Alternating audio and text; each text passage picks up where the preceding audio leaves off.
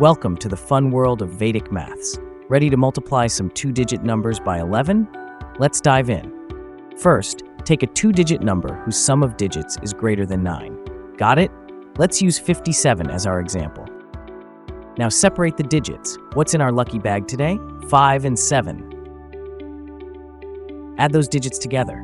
5 plus 7 equals, drumroll please, 12. But wait, we are multiplying by 11, not throwing a birthday party.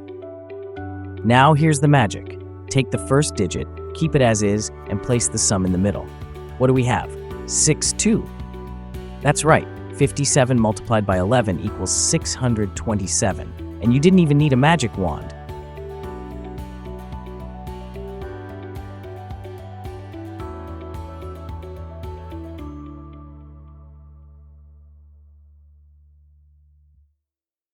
Remember, folks, Vedic maths makes everything easier. Who knew math could be this much fun?